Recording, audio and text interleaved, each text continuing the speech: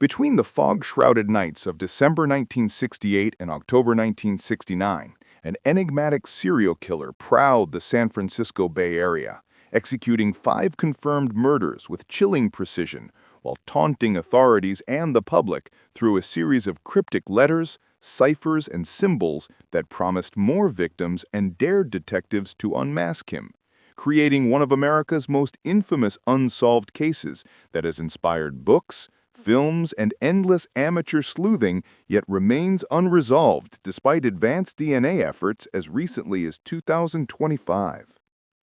Welcome to our channel.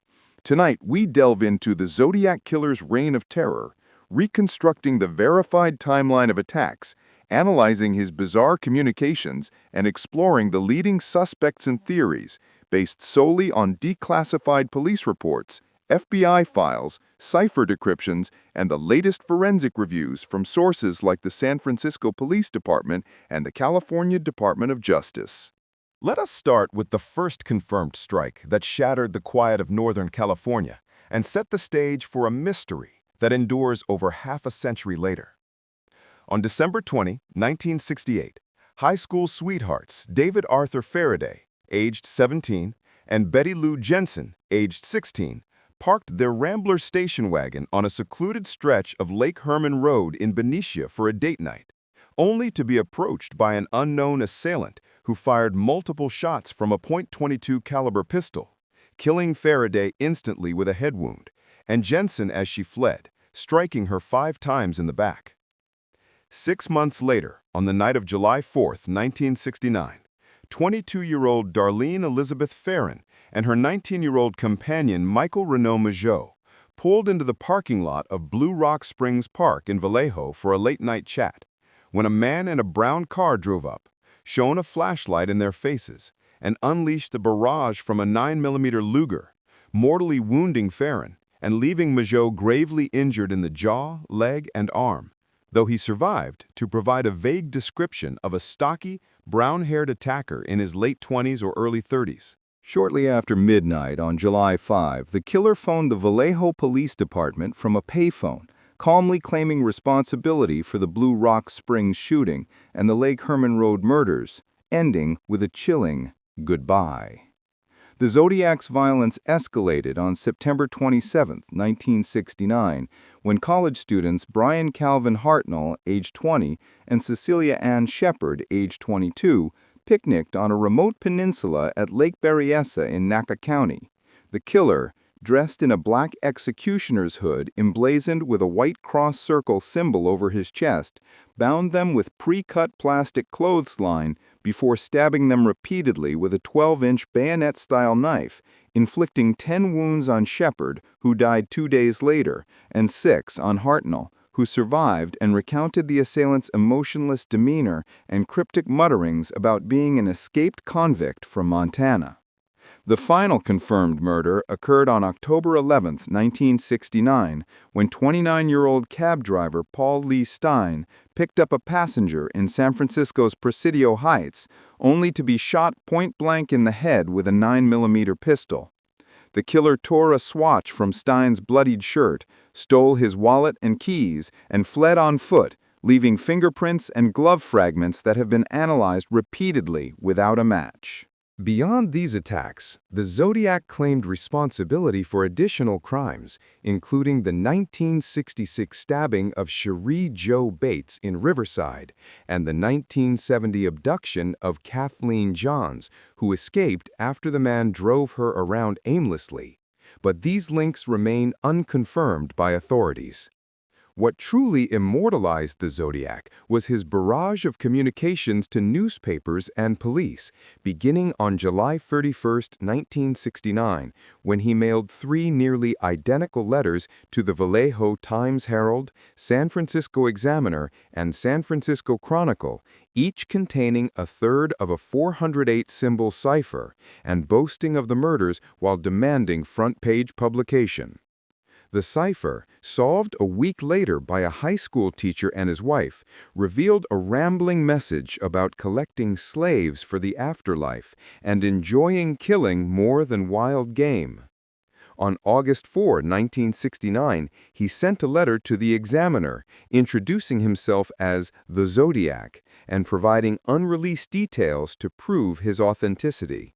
Subsequent missives included the infamous 340-symbol cipher mailed on November 8, 1969, which stumped experts for 51 years until decrypted in December 2020 by a team of cryptographers, reading as a taunt about not fearing the gas chamber and mocking a TV appearance.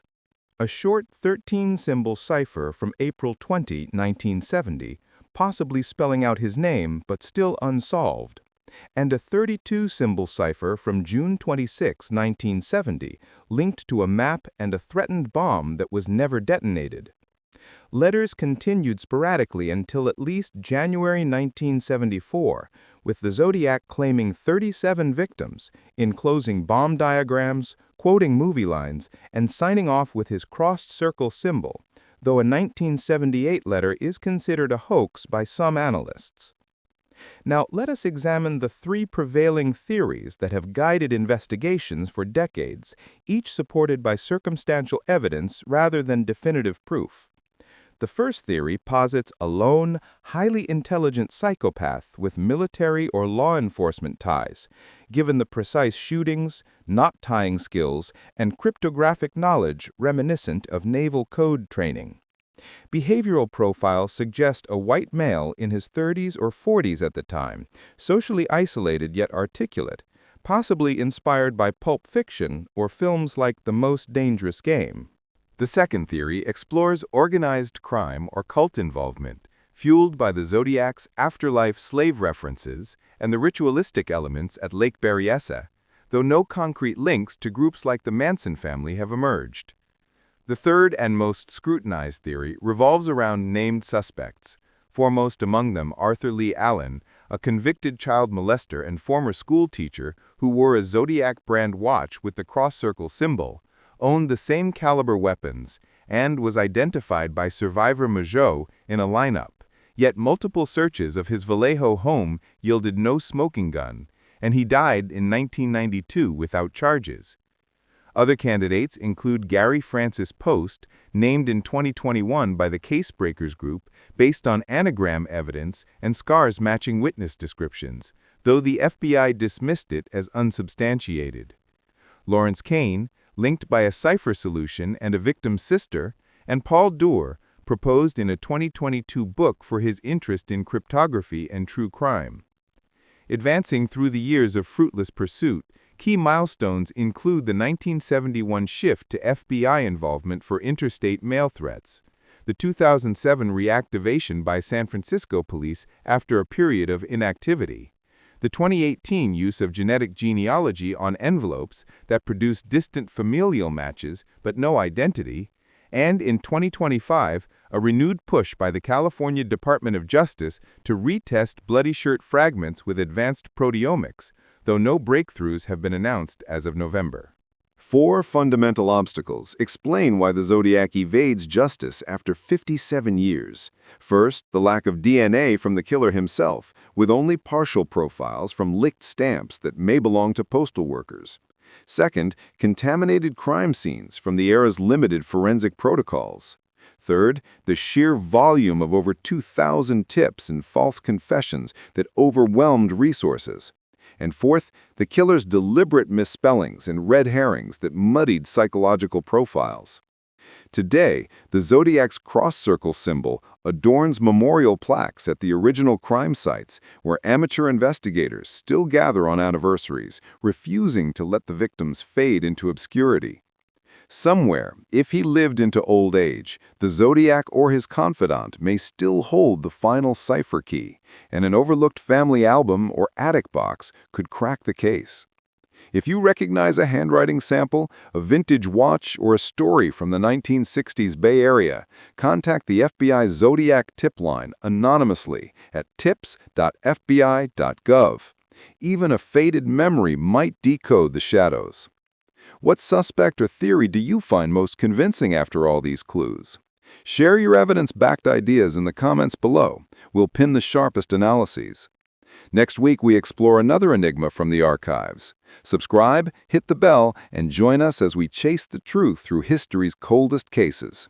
See you in the shadows.